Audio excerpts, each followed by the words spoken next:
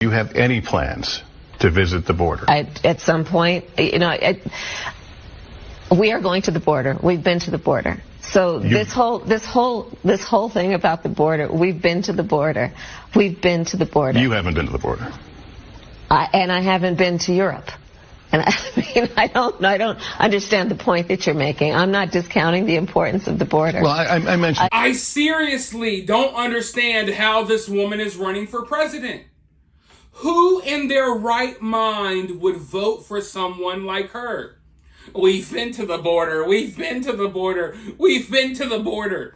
Ma'am, you haven't been to the border. Oh, yeah. Well, I haven't been to Europe. I don't understand. I don't understand what you're saying.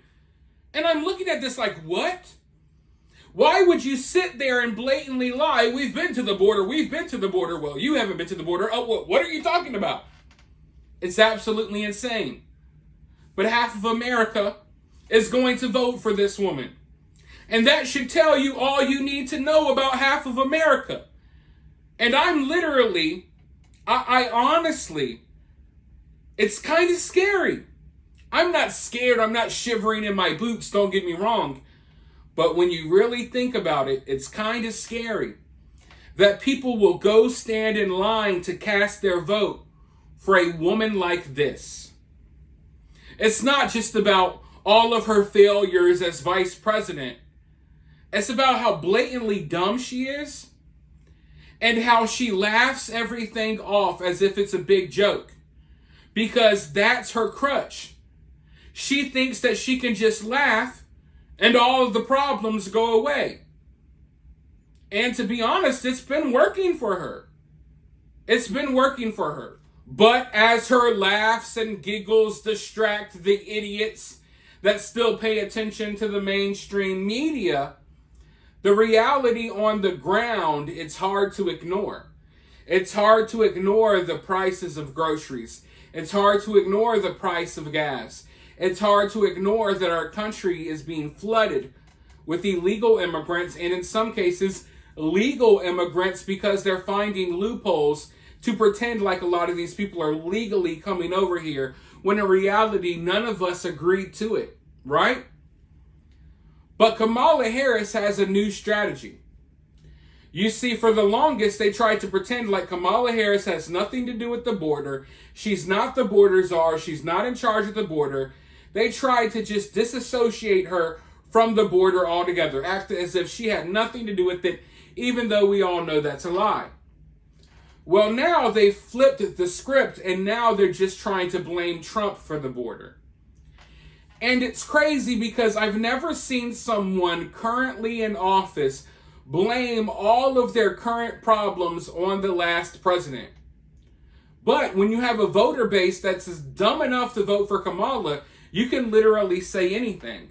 So all of the problems that Joe Biden and Kamala Harris have caused, all of their failed policies, they're now just putting it all on Trump. And if you listen to the average leftist talk, you would think that Trump has been president for the last 4 years. If you go and have a conversation with your average Kamala Harris voter, the way they discuss the problems in our country, you would think that Donald Trump was president for the last 4 years. It's almost as if they don't acknowledge that Joe Biden and Kamala Harris are in the White House right now.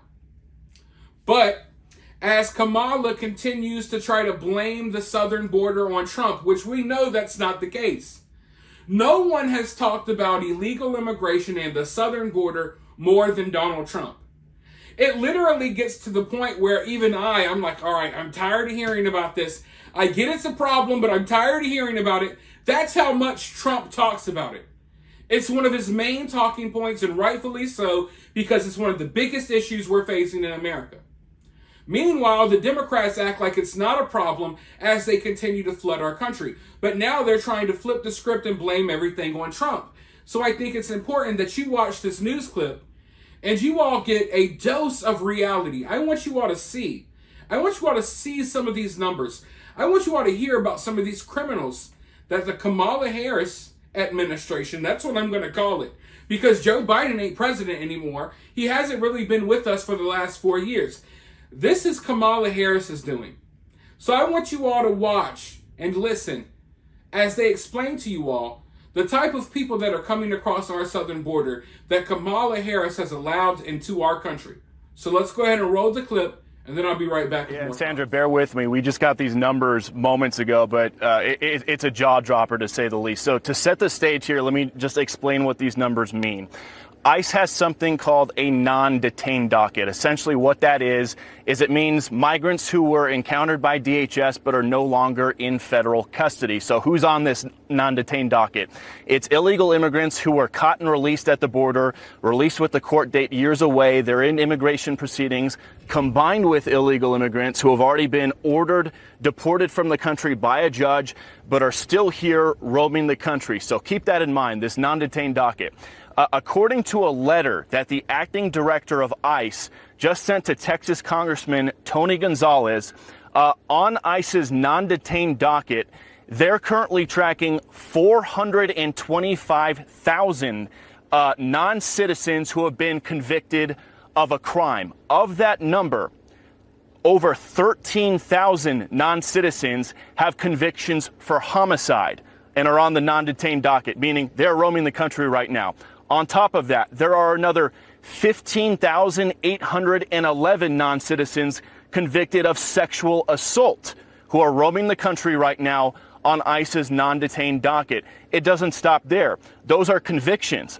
The ICE director also says there are currently just under 1,900 non-citizens on the non-detained docket who have pending homicide charges who are roaming the country, and another 4,250 non-citizens who have pending sexual assault charges who are roaming the country on the non-detained docket. So people's eyes might be glazing over right now with all the numbers we just threw at you. Just to put it in a nutshell right here, what we've learned from the acting ICE director via this letter to Congressman Tony Gonzalez is right now there are over 13,000 illegal aliens convicted of homicide who are roaming the United States right now. There are another 15,811 illegal aliens roaming the country right now who have been convicted of sexual assault, and there are even more who are facing charges for homicide and charges for sexual assault. So this just goes to show, guys, the non-detained docket has exploded under the Biden administration to over, I believe it's 7.3 million. They're anticipating it could hit 8 million by the end of the year. But looking at the numbers on this letter right here, there are currently over 600,000 non-citizens on ICE's non-detained docket who are either convicted, 600,000 non-citizens on this non-detained docket who are roaming the country right now. Of that, 425,000 have already been convicted of crimes.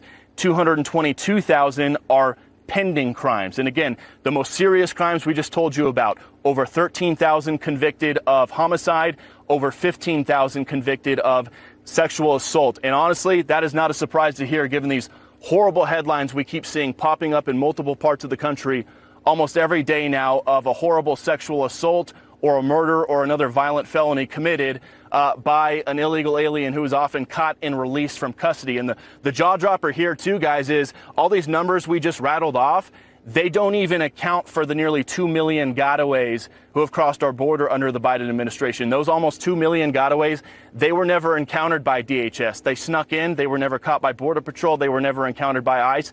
There's no record of them, so they have nothing to do with the numbers I just rattled off to you. These are just the numbers of people that ICE has already encountered, that Border Patrol has encountered, that DHS knows who they are. And we just saw those horrible stories in Nantucket the other day. ICE ran a week-long operation in Nantucket, and in a single operation in a 48-hour span, they arrested 2 Salvadoran illegal aliens who came into the country as gotaways and were arrested for child rape on Nantucket. They got a Brazilian guy who was arrested for sexually assaulting a Nantucket resident, and then a Guatemalan guy who was previously deported who was arrested for sexually assaulting a Nantucket resident. So we keep seeing all these headlines about migrant crime popping up in different cities all over the country. This right here is the first time we have ever seen specific numbers as to who and what ICE is tracking when it comes to convicted criminals who have crossed the border at some point and are either supposed to be deported or are going through their immigration proceedings,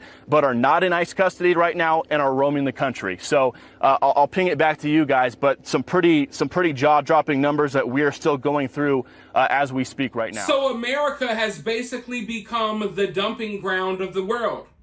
Hey everyone, send your undesirables here. It used to be you would think that it was women and children, they were helpless and fleeing, and we gotta help them. We gotta provide something for these people coming to our country. That's not the case. It's fighting age men. And it's not just fighting age men. It's men who probably wouldn't even make it into the military in their countries because of their criminal records. We got murderers. We got people who do things that I can't even speak of on YouTube. And they're just sending them here by the boatload. And Kamala Harris is welcoming them on in. Yeah, come on in. Make sure you vote for me in the future. Make sure you vote for Democrats in the future, because that's what this is about. I talk a lot about the problems going on in Springfield, Ohio, over on my main channel. Understand that there's an agenda, there's a plan. They want to pump small communities with these immigrants so they can turn those areas into blue areas. They want to come into red states, they want to come into red towns, right? And they want to pump them with a new voter base. And they also want to go to blue areas and solidify those areas as blue by pumping them with a new voter base. It's all part of a plan. This has nothing to do with them feeling bad for these people. This has nothing to do with them being sympathetic about their living conditions. What you got to realize here is America is responsible for half of the problems going on in these other countries, right? We go in, we overthrow these governments, we destabilize these regions, and then we try to take in the refugees after we ran amok over there, and that's what's happening, right?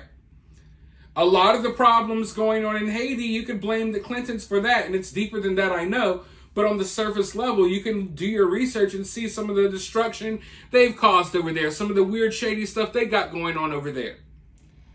So a lot of these areas, it's areas that were affected by the U.S. government doing shady stuff. And then we say, hey, we'll welcome in all of these refugees. We'll give them a nice home. They don't care about these people. They just want the votes. They just want the votes. And in many cases, there's a lot of money to be made off these people. You get cheap labor, the rich is getting richer, and the poor is getting poorer as the immigrants are coming in and they're trying to replace the lower and middle class with these people who they view as a new voter base. And there's no vetting. You can do anything in the world, any crime that you can imagine.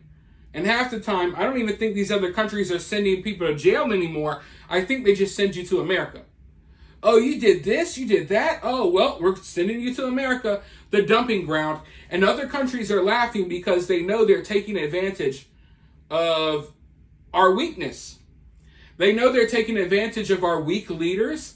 And they know they're taking advantage of the American people, who in many cases are more sympathetic than other people around the world.